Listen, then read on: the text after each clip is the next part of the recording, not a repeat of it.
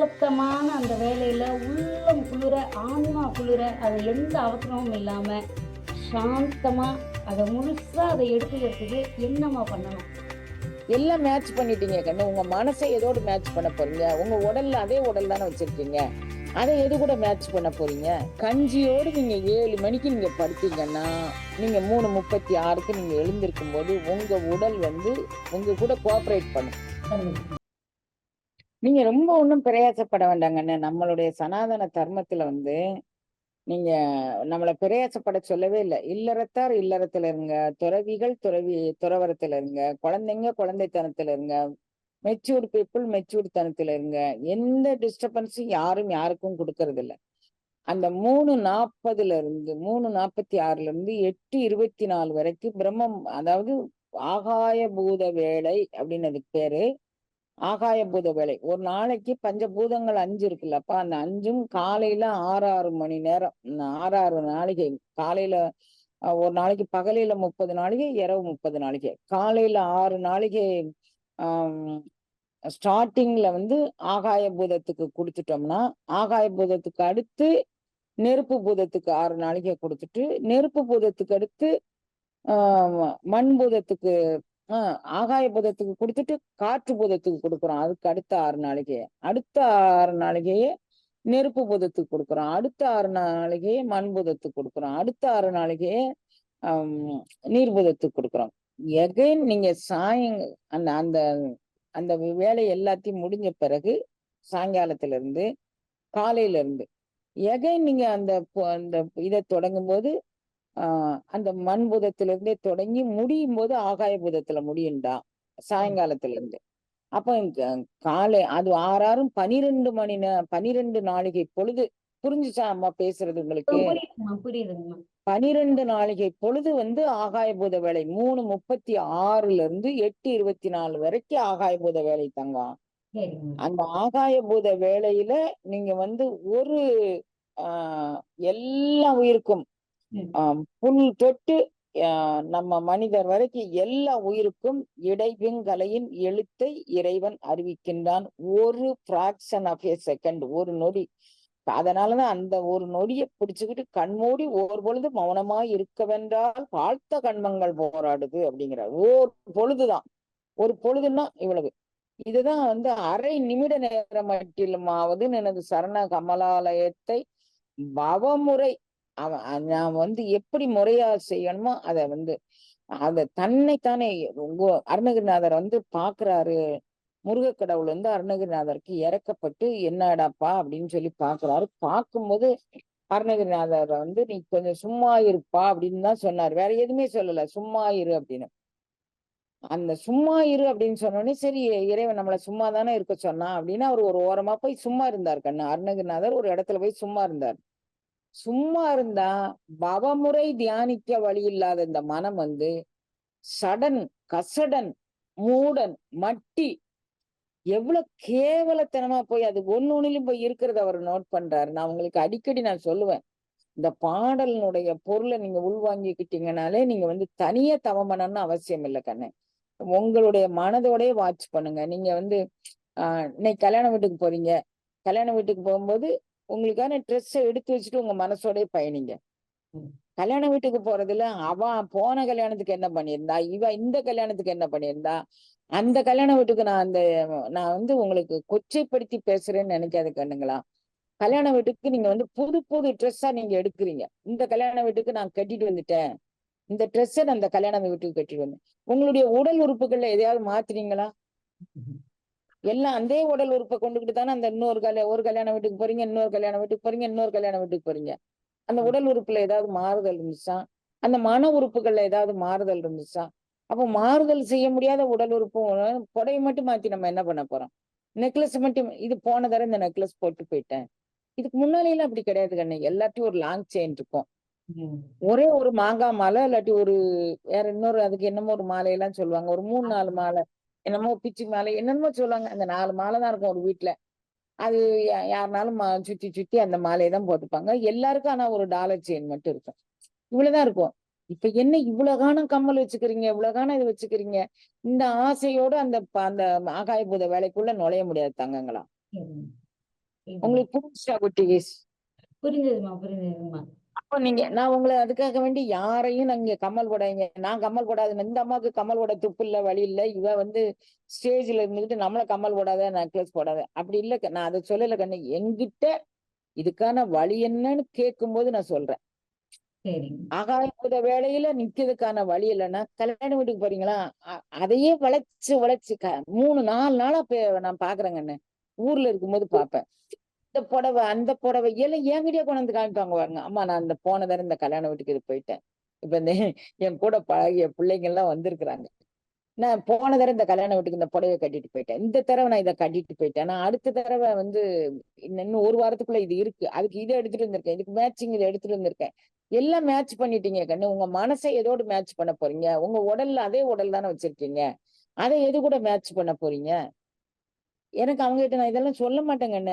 நல்லா இருக்குடா, நான் நல்லா இருக்குடா, நல்லா இருக்கடா, இவ்வளவுதான் சொல்லுவேன் நான். இப்ப நீங்க கேட்டதுனால சொல்றேன். இப்பதான் வந்து இடைபிங்கலையின் எழுத்தை அறிவிக்கும் நேரம் இந்த 3:36 இருந்து 8:24 வரைக்கும் இருக்கு. அந்த 3:36 இருந்து 8:24 வரைக்கும் உங்களுடைய உடலையும் மனதையும் நீங்க ஆக்டிவேட் பண்ணவே வேண்டாம். அது இயல்பாக அந்த பாருங்க, மெய் தானே அரும்பி, மெய்யை யாரும் அறிவிக்க செய்ய வேண்டாம். நீங்க எப்படி படிப்பீங்க? பாடலை படிக்கும்போது மெய்தான் அரும்பி அப்படி படிக்கிறீங்க இல்ல. மெய் தானே அரும்பணும், மெய் தானே விதிர்விருக்கணும். அது இயல்பாக நடக்கணுங்க. அந்த நேரத்துல அந்த இயல்பா நடக்கும். அப்படிப்பட்ட வேலை அந்த வேலை. அதுல வந்து இப்ப நீங்க இடகலை பிங்கலை 2 நாடிகளும் முருக வாங்கி கடைய முன்னிற்குமே. அந்த இப்போ ஊசி நூலை நல்லா இதை கையில போட்டு திரிச்சுக்குவீங்க, இல்லாட்டி நாக்குல நக்கிக்குவீங்க, இல்லாட்டி ரொம்ப டீசெண்டா இருந்தீங்கன்னா ஒரு தண்ணியில முக்கிக்குவீங்க, அதை தொடச்சுக்கிட்டு உள்ள கோத்துருவீங்க இல்லையா? அப்படி வந்து நீங்க அந்த உங்களுடைய மைண்ட் கான்சன்ட்ரேஷனை முருக வச்சுட்டு, என்ன கடைய முடியாது ஐயா, எனக்கு கடைய தெரியாது, எனக்கு கடைய முடியாது, கரிக்கிலேன் காய வாழ்க்கை சங்கரா போற்றி வான விருத்தனை போற்றி, நான் வந்து தனியனேன் தனிமை தீர்த்து என்னை ஆட்கொள் போற்றி. நான் தனியா இருக்கேன் தங்கம், நான் தனியா இருக்கேன், யார் துணையும் இன்றி இருக்கிறேன், நின் அருளே துணையாக, நின் அன்பே துணையாக, நான் என்னை ஆக்கிக்கோ. அப்படி சொல்லி நீங்க கேட்கும்போது நான் 3:36 இருந்து எந்திரிச்சா இப்ப வந்து அந்த இன்சோம்னியா அப்படின்னு ஒரு நோய் இருக்கு தெரியுமா கண்ணு? தூக்கம் வராமைன்னு பேர் அதுக்கு. தூக்கம் வராத பேஷண்ட்லாம் நேரம் முழிச்சுக்கிட்டு தான் இருப்பாங்க. அதுல என்ன ஆயிரப்போகுது உங்களுக்கு? தூக்கம் வராது ஒரு நோய். பட் 3:36 உங்களுடைய உடல் எதற்கு தயாராகுது? அப்ப இரவு சாப்பாடை நீங்க எப்ப முடிச்சிருக்கணும்? 7:30 நீங்க முடிச்சிருக்கணும் ராஜாத்தி. 7:30 இரவு சாப்பாடு. எது? ரசஞ்சாதத்தோடு, வெண்ணெய் கடையப்பட்ட மோர் சாதத்தோடு, வெண்ணெய் எடுத்த மோர் சாதத்தோடு. அப்படி இல்லை அப்படின்னா கஞ்சியோடு நீங்க 7 மணிக்கு நீங்க படுத்தீங்கன்னா, நீங்க 3:36 நீங்க எழுந்திருக்கும் போது உங்க உடல் வந்து உங்க கூட கோஆபரேட் பண்ணும். நீங்க கொஞ்ச நாளா அது நீங்க வந்து பண்ணிதான் உங்களுடைய உடல்ல உண்டான அந்த திக்னஸ குறைச்சிடணுங்கண்ணா. திக்னஸ் மீன்ஸ் நான் வந்து இந்த உள்ள இருக்கக்கூடிய எண்ணெய் நசுப்பு இருக்கு பாருங்க, அதை எல்லாத்தையும் நீங்க போக்கிட்டீங்க அப்படின்னா இந்த இதுல வந்து இறைவன் வந்து இந்த கலிகாலத்துல இந்த பிள்ளைங்க இப்படி இருக்கிறாங்க, இவங்களுக்கு நான் எதேனும் செய்தே ஆகணும். ஒரு சாதாரண நான் ஒரு தாய் வந்து உங்களுக்கு எதேனும் செய்தாகன்னு நான் நினைக்கும் போது இறைவன் வந்து எவ்வளவு நினைப்பாங்கன்னு. நீங்க இப்ப ஆடு மாடுகள் இதெல்லாம் பாத்தீங்கன்னா கண்ணு, குட்டி போட்ட உடனே அந்த அந்த அந்த கண்ணுக்குட்டி மேல இருக்க அசடுகளை பாத்தீங்கன்னா அவ்வளவு ரத்தமும் சீலும் சதையுமா இருக்கும். அந்த மாடு வந்து வடக்கு வடக்கு வடக்கு வடக்கு வடக்கு வடக்குன்னு அந்த நக்கும் தங்கம். அதை நீங்க பாத்துக்கிட்டு இருந்தீங்கன்னா இவ்வளவு அருவருப்பையும் அது உள்வாங்குறதுனாலதான் தாயினும் சால பரிந்துன்னு இறைவனுக்கு சொல்றான். தாய் வந்து தன்னுடைய குழந்தைங்களுடைய கழிவுகளை தனதாக்கி கொண்டு அதை கழுவி கொடுக்குறா. அதனால இறைவனும் நமக்கு அதை செய்வான். நீங்க கட்டாயம் நம்ம செய்ய வேண்டியது நம்மளுடைய உடம்பையும் மனதையும் உயிரையும் தயார் நிலையில் நம்ம வச்சிருக்கணும் அப்படிங்கிறதாங்க.